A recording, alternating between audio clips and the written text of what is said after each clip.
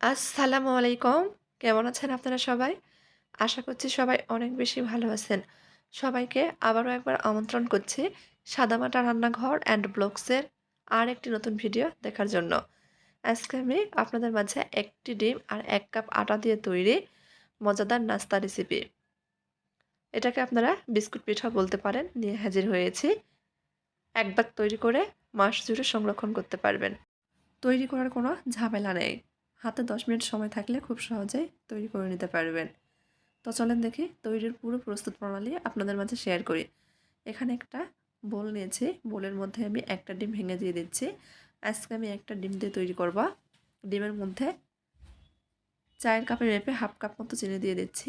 এখন চিনিটা ডিমের সঙ্গে খুব ভালোভাবে মিশিয়ে নেব। ডিমটা ফেটিয়ে নেব চিনিটা গলে গিয়ে মিশিয়ে যাওয়া পর্যন্ত।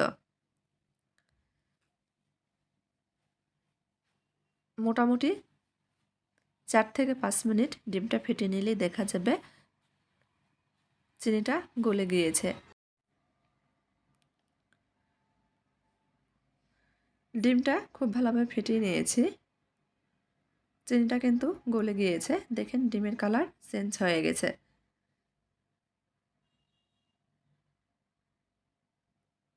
এখন এর মধ্যে চায়ের কাপ মেপে ১ কাপ পরিমাণ আটা দিয়ে দিচ্ছি। পরে যদি লাগে আবার দেওয়া যাবে। ১ চামচ মতো কালো জিরা, চিমটি পরিমাণ লবণ, চাইলে লবণটা স্কিপ করতে পারেন, তবে লবণটা দিলে খেতে ভালো লাগে। আর ১ টেবিল চামচ মতো তেল দিয়ে দিচ্ছি। এখন খুব ভালোভাবে মেখে নিচ্ছি। মেখে ডো তৈরি করে নিব। প্রথম অবস্থায় একটু শুকনো মনে হতে পারে, পরে মাখাতে মাখাতে ঠিক হয়ে যাবে। এখানে আমার ১ কাপ আর ১.৫ টেবিল চামচ পরিমাণ আটা লেগেছে। যেহেতু চায়ের কাপ দিয়ে মেপে করছি, মেজারমেন্ট কাপ হলে আটার পরিমাণ আরও কম লাগবে। আর এই ডো তৈরি করার ক্ষেত্রে কোনো প্রকার কিন্তু পানি ব্যবহার করা যাবে না। ডিম চিনির মিশ্রণ দিয়ে কিন্তু ডোটা তৈরি করে নিতে হবে। ডো তৈরি করে নিয়েছি। এখন একটা পিঁড়ি নিয়েছি। পিঁড়ির উপর সামান্য পরিমাণ আটা ছড়িয়ে দিব। ডো রেস্টে রাখার প্রয়োজন নেই। পুরো ডোটাই নিয়ে নিয়েছি। হাত দিয়ে একটু চেপে চেপে দিচ্ছি। একটু মোটা করে রুটি বেলে নেব। চেষ্টা করছি চারপাশে সমান করে রুটি বেলে নেওয়ার জন্য। রুটি বেলে নিয়েছি। দেখেন কীরকম মোটা রেখেছি। এখন একটা কৌটার ঢাকনা নিয়েছি। কৌটার ঢাকনা দিয়ে আমি এভাবে কেটে নিব। ঢাকনার অর্ধেকটা রুটির উপর রেখেছি, বাকি অর্ধেক বাইরে রেখেছি। এভাবে চাপ দিয়ে কেটে নিচ্ছি। অনেকটা অর্ধচন্দ্রের মতো লাগবে। এভাবে সবগুলো পিঠা ডিজাইন করে কেটে নিয়েছি। প্লেটে ছড়িয়ে রেখে দিয়েছি যাতে একটার সাথে আরেকটা লেগে না যায়। এখন ভেজে নেওয়ার পালা। চুলার উপর ফ্রাই প্যান বসে দিয়েছি। সামান্য পরিমাণ তেল দিয়েছি। যেহেতু অল্প পরিমাণে পিঠা তৈরি করছি, তেলের পরিমাণ অল্পই ব্যবহার করেছি। তেলটা কুসুম গরম হলে তৈরি করে রাখা পিঠাগুলো দিয়ে দিব।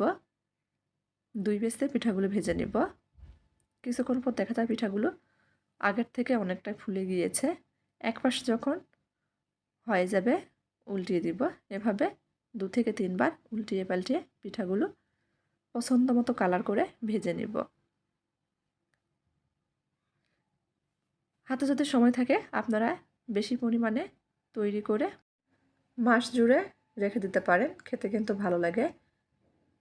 ছোট বড় সবাই কিন্তু অনেক পছন্দ করে। এই পিঠা তৈরি করে ঘরে রাখলে বিস্কুট কেনার কিন্তু প্রয়োজন হয় না।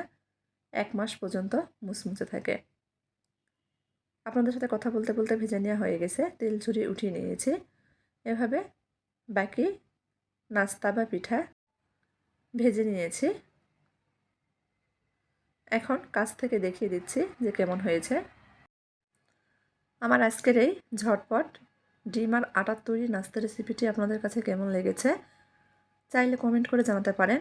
আর যদি আপনাদের কাছে একটুও ভালো লেগে থাকে তাহলে দয়া করে সবাই চ্যানেলটি সাবস্ক্রাইব করবেন, লাইক কমেন্ট শেয়ার করে নিয়মিত চ্যানেলের পাশেই থাকবেন। আর ভিডিওতে অনেক নয়েজ আসছে, বরাবরের মতো সবাই একটু মানিয়ে নেবেন, ক্ষমা সৌন্দর্য দৃষ্টিতে দেখবেন। এই যে দেখেন ভিতরে কীরকম হয়েছে। তো আজকের মতো এই পর্যন্তই। সবাই ভালো থাকবেন। আল্লাহ হাফেজ।